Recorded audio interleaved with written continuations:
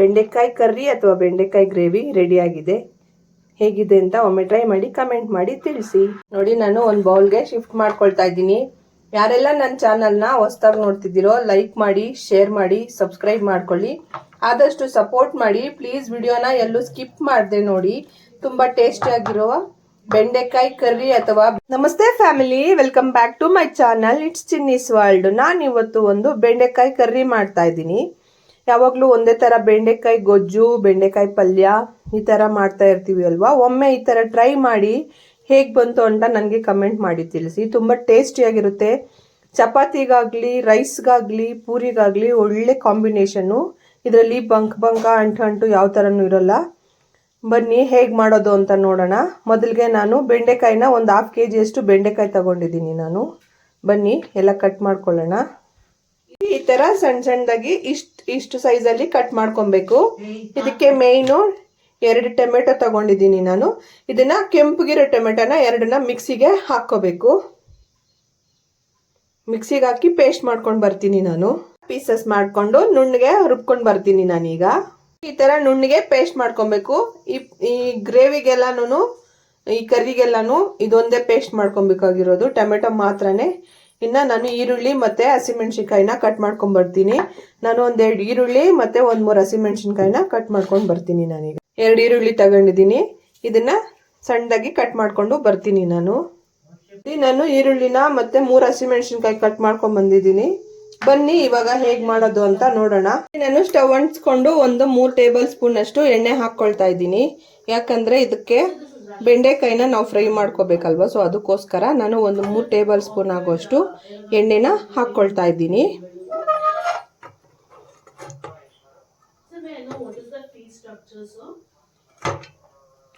ಮೂರು table spoon ಅಷ್ಟು ಎಣ್ಣೆ ಹಾಕ್ಕೊಂಡಿದ್ದೀನಿ. ಈ ಬೆಂಡೆಕಾಯಿನೆಲ್ಲ ನಾವು ಚೆನ್ನಾಗಿ ಈ ಎಣ್ಣೆಯಲ್ಲಿ ಫ್ರೈ ಮಾಡ್ಕೋಬೇಕು. ಅದಕ್ಕೋಸ್ಕರ 3 ಟೇಬಲ್ ಸ್ಪೂನ್ ಅಷ್ಟು ನಾನು ಎಣ್ಣೆನ ಹಾಕ್ಕೊಂಡಿದ್ದೀನಿ. ತುಂಬ ಚೆನ್ನಾಗಿರುತ್ತೆ. ಒಮ್ಮೆ ಟ್ರೈ ಮಾಡಿ ಹೇಗೆ ಬಂತು ಅಂತ ನನಗೆ ಕಮೆಂಟ್ ಮಾಡಿ ತಿಳಿಸಿ. ಯಾವುದೇ ಕಾರಣಕ್ಕೂ ನೀವು ಲಿಡ್ ಕ್ಲೋಸ್ ಮಾಡಿಕೊಂಡು ಫ್ರೈ ಮಾಡಬೇಡಿ. ಲಿಡ್ ಕ್ಲೋಸ್ ಮಾಡೋದ್ರಿಂದ ಅದರಲ್ಲಿ ಬರೋ ನೀರಿನ ಅಂಶ ಇದಕ್ಕೆ ಇಳಿದಾಗ ಇನ್ನೂ ಬಂಕ ಜಾಸ್ತಿ ಆಗುತ್ತೆ. ಸೊ ಅದಕ್ಕೋಸ್ಕರ ನಾವು ಲಿಡ್ನ ಕ್ಲೋಸ್ ಮಾಡೋದು ಬೇಡ, ಹಾಗೆ ಫ್ರೈ ಮಾಡ್ಕೋಬೇಕು. ಬೆಂಡೆಕಾಯಿ ಎಲ್ಲ ಬೇಗನೆ ಫ್ರೈ ಆಗೋಗುತ್ತೆ. ಎಣ್ಣೆಯಲ್ಲೆಲ್ಲ ಚೆನ್ನಾಗಿ ಫ್ರೈ ಆಗಬೇಕು. 2-3 ನಿಮಿಷದಲ್ಲಿ ಫ್ರೈ ಆಗೋಗುತ್ತೆ ಬೆಂಡೆಕಾಯಿ. ಇದನ್ನು ನಾವು ಬೆಂಡೆಕಾಯಿ ಕರ್ರಿ ಅಂತಾದರೂ ಅನ್ಬೋದು, ಬೆಂಡೆಕಾಯಿ ಗ್ರೇವಿ ಅಂತಲೂ ಸಹ ಅನ್ಬೋದು. ಒಮ್ಮೆ ಟ್ರೈ ಮಾಡಿ. ನಾವು ಎಣ್ಣೆಯಲ್ಲಿ ಈ ಥರ ಫ್ರೈ ಮಾಡ್ಕೊಳ್ಳೋದ್ರಿಂದ ಇದರಲ್ಲಿರೋ ಅಂಟೆಲ್ಲ ಹೋಗ್ಬಿಡುತ್ತೆ. ಈಗ ಬೆಂಡೆಕಾಯಿ ಎಲ್ಲ ಫ್ರೈ ಆಗಿದೆ. ಈಗ ಇದನ್ನೆಲ್ಲ ಒಂದು ಪ್ಲೇಟ್ಗೆ ತಗೊಳ್ಳೋಣ. ತುಂಬ ಟೇಸ್ಟಿಯಾಗಿರುತ್ತೆ ನಿಜವಾಗ್ಲೂ. ಒಮ್ಮೆ ಟ್ರೈ ಮಾಡಿ. ಈಗ ಒಂದು ಪ್ಲೇಟ್ಗೆ ನಾನು ತಗೊಳ್ತೀನಿ. ಎಲ್ಲ ಫ್ರೈ ಆಗಿದೆಯಲ್ವಾ, ಸೊ ಅದಕ್ಕೋಸ್ಕರ ಎಲ್ಲನೂ ಒಂದು ಪ್ಲೇಟ್ಗೆ ನಾನು ತಗೊಳ್ತಾ ಇದ್ದೀನಿ. ನಾನು 3 ಟೇಬಲ್ ಸ್ಪೂನ್ ಎಣ್ಣೆ ಹಾಕಿದ್ದೀನಿ. ಸೊ ಅದೇ ಎಣ್ಣೆಗೆ ನಾವು ಇವಾಗ ಕಟ್ ಮಾಡ್ಕೊಂಡಿರೋ ಆನಿಯನ್ನು, ಗ್ರೀನ್ ಚಿಲ್ಲಿ ಎಲ್ಲ ಹಾಕಿ, ನಾವೇನು ಮತ್ತೆ ಎಣ್ಣೆ ಎಕ್ಸ್ಟ್ರಾ ಹಾಕೋ ಅವಶ್ಯಕತೆ ಏನಿಲ್ಲ. ಈಗ ನಾವು ಬೆಂಡೆಕಾಯಿ ಫ್ರೈ ಮಾಡ್ಕೊಂಡಿರೋ ಎಣ್ಣೆಯಲ್ಲೇ ನಾವು ಒಗ್ಗರಣೆ ಹಾಕ್ಕೊಳ್ಳೋಣ. ಯಾವಾಗಲೂ ಬೆಂಡೆಕಾಯಿ ಗೊಜ್ಜು, ಬೆಂಡೆಕಾಯಿ ಪಲ್ಯ, ಬೆಂಡೆಕಾಯಿ ಸಾಂಬಾರು ಈ ಥರ ಹುಳಿ ಸಾಂಬಾರು ಮಾಡೋದಿರುತ್ತೆ. ಒಮ್ಮೆ ಇದನ್ನು ಟ್ರೈ ಮಾಡಿ, ತುಂಬ ಚೆನ್ನಾಗಿರುತ್ತೆ. ನೋಡಿ ಅಷ್ಟೇ, ನಾನು ಮತ್ತೆ ಎಣ್ಣೆ ಹಾಕ್ಕೊಳ್ತಾ ಇಲ್ಲ. ಎಣ್ಣೆ ಬಿಸಿಯಾಗಿದೆ. ಈಗ ಸಾಸಿವೆ ಹಾಕ್ಕೊಳ್ಳೋಣ. ಸಾಸಿವೆ ಸ್ವಲ್ಪ ಚಟಪಟ ಆದಮೇಲೆ ಸ್ವಲ್ಪ ಜೀರಿಗೆ ಹಾಕ್ಕೊಳ್ತಾ ಇದ್ದೀನಿ, 1/4 ಟೇಬಲ್ ಸ್ಪೂನ್ ಅಷ್ಟು. ನಾನು 3 ಹಸಿಮೆಣ್ಸಿನ್ಕಾಯಿ ಕಟ್ ಮಾಡ್ಕೊಂಡಿದ್ದೆ ಅಲ್ವಾ, ಅದನ್ನು ಸಹ ಹಾಕ್ಕೊಳ್ತಾ ಇದ್ದೀನಿ. ಅದ್ರ ಜೊತೆಗೆ 2 ಈರುಳ್ಳಿ ಕಟ್ ಮಾಡ್ಕೊಂಡಿದ್ದೆ ಅಲ್ವಾ, ಇದನ್ನು ಸಹ ಹಾಕ್ಕೊಂಡು ಚೆನ್ನಾಗಿ ಫ್ರೈ ಮಾಡ್ಕೋಬೇಕು. ಇದರಲ್ಲಿ ಮೇಯ್ನು ನಾವು ರುಬ್ಕೊಳ್ಳೋ ಅಂಥದ್ದು ಏನೂ ಇಲ್ಲ, ಟೊಮೆಟೊ ಮಾತ್ರ ಒಂದು ರುಬ್ಕೋಬೇಕು, ಪ್ಯೂರಿ ಅಷ್ಟೇ, ಇನ್ನೇನು ಇಲ್ಲ. ಈಗ ಕರಿಬೇವಿನ ಸೊಪ್ಪನ್ನ ಸಹ ಹಾಕ್ಕೊಳ್ತಾ ಇದ್ದೀನಿ.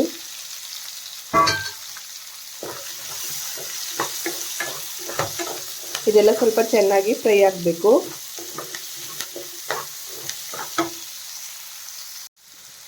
ನೋಡಿ ಬೆಂಡೆಕಾಯಿ ಎಲ್ಲ ಕ್ಲೀನಾಗಿ ಫ್ರೈ ಆಗಿದೆ. ಇದನ್ನೇನು ಮತ್ತೆ ನಾವು ಸ್ವಲ್ಪ ಇದು ಫ್ರೈ ಮಾಡ್ಕೊಂಡ್ಮೇಲೆ ಹಾಕ್ಕೊಂಡೋದಷ್ಟೇ, ಲಾಸ್ಟಲ್ಲಿ ಹಾಕ್ಕೊಂಡು 2 ಮಿನಿಟ್ಸ್ ಬಿಟ್ಟರೆ ಸಾಕು. ಇದೆಲ್ಲ ಸ್ವಲ್ಪ ಆನಿಯನ್ನು, ಹಸಿಮೆಣಸಿನ್ಕಾಯಿ ಎಲ್ಲ ಚೆನ್ನಾಗಿ ಫ್ರೈ ಆಗಬೇಕು. ಎಲ್ಲ ಫ್ರೈ ಆಗಿದೆ. ಈಗ ನಾವು ಪೇಸ್ಟ್ ಮಾಡ್ಕೊಂಡಿದ್ವಿ ಅಲ್ವೇ ಟೊಮೊಟೊನ, ಅದನ್ನು ಹಾಕ್ಕೊಳ್ತಾ ಇದ್ದೀನಿ.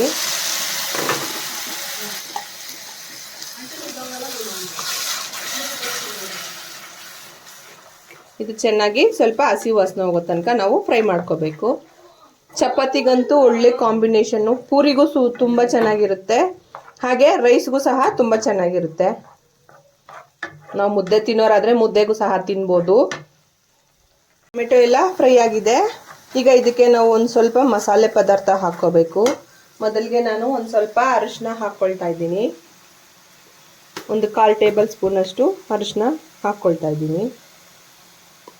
ಜಾಸ್ತಿ ಏನು ಮಸಾಲೆ ಅವಶ್ಯಕತೆ ಇಲ್ಲ, ಸ್ವಲ್ಪ ಹಾಕ್ಕೊಳ್ತಾ ಇದ್ದೀನಿ ಅಷ್ಟೇ. ನಾನು ಹಸಿಮೆಣಸಿನ್ಕಾಯಿ 3 ಹಾಕಿದ್ದೀನಿ ಅಲ್ವಾ, ಅದಕ್ಕೋಸ್ಕರ ನಾನು ಒಂದು 1/2 ಟೇಬಲ್ ಸ್ಪೂನಷ್ಟು ಖಾರದ ಪುಡಿ ಹಾಕ್ಕೊಳ್ತಾ ಇದ್ದೀನಿ. ನೀವು ಹಸಿಮೆಣಸಿನ್ಕಾಯಿ ಬೇಡ ಅಂದರೆ ಸ್ಕಿಪ್ ಮಾಡ್ಕೊಳ್ಳಿ, ಪರವಾಗಿಲ್ಲ. ಮತ್ತು 1 ಟೇಬಲ್ ಸ್ಪೂನಷ್ಟು ಧನಿಯಾ ಪುಡಿನ ಹಾಕ್ಕೊಳ್ತಾ ಇದ್ದೀನಿ. ನಾನು 1 ಟೇಬಲ್ ಸ್ಪೂನಷ್ಟು ಧನಿಯಾ ಪುಡಿನ ಹಾಕ್ಕೊಳ್ತಾ ಇದ್ದೀನಿ. ಹಾಗೆ ಒಂದು 1/4 ಟೇಬಲ್ ಸ್ಪೂನಷ್ಟು ಗರಂ ಮಸಾಲೆನ ಹಾಕ್ಕೊಳ್ತಾ ಇದ್ದೀನಿ. ಇದಕ್ಕೆ ಮೇನ್ ಇಂಗ್ರೀಡಿಯೆಂಟ್ಸ್ ಬಂದು ಮೊಸರು. ನಾನೊಂದು 1/2 ಬಟ್ಲಷ್ಟು ಮೊಸರು ಹಾಕ್ಕೊಳ್ತಾ ಇದ್ದೀನಿ. ಮೇನ್ ಇಂಗ್ರೀಡಿಯೆಂಟ್ಸು ಇದಕ್ಕೆ ಮೇನ್ ಇದೆ, ತುಂಬ ಟೇಸ್ಟಿ ಕೊಡುತ್ತೆ. ಮೊಸರು ಹಾಕ್ಕೋಬೇಕು. ಮೊಸರೆ ಹೈಲೈಟು. ಮತ್ತು ರುಚಿಗೆ ತಕ್ಕಷ್ಟು ಉಪ್ಪು ಹಾಕ್ಕೊಳ್ಳೋಣ. ರುಚಿಗೆ ತಕ್ಕಷ್ಟು ಉಪ್ಪು ಹಾಕ್ಕೋಬೇಕು.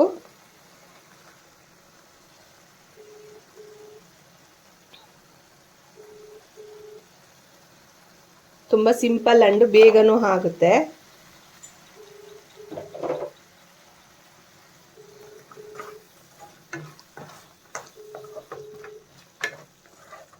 ಚೆನ್ನಾಗಿ ಮಿಕ್ಸ್ ಮಾಡಿಕೊಂಡು ಇದು ಒಂದು ಕುದಿ ಕುದ್ಮೇಲೆ ನಾವು ಬೆಂಡೆಕಾಯಿನ ಹಾಕ್ಕೊಳ್ಳೋಣ. ಇದೆಲ್ಲ ಸ್ವಲ್ಪ ಎಣ್ಣೆ ಎಲ್ಲ ಬಿಟ್ಕೊಳ್ಳುತ್ತಲ್ವ, ಆಗ ನಾವು ಬೆಂಡೆಕಾಯಿನ ಹಾಕ್ಕೊಳ್ಳೋಣ.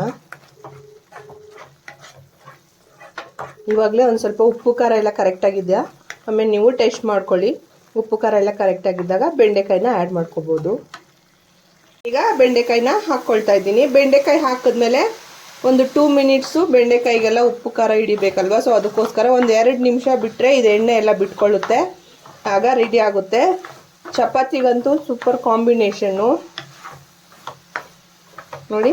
ಅಷ್ಟೇ, ಒಂದು 2 ಮಿನಿಟ್ಸು ಹಾಗೆ ಬಿಡೋಣ.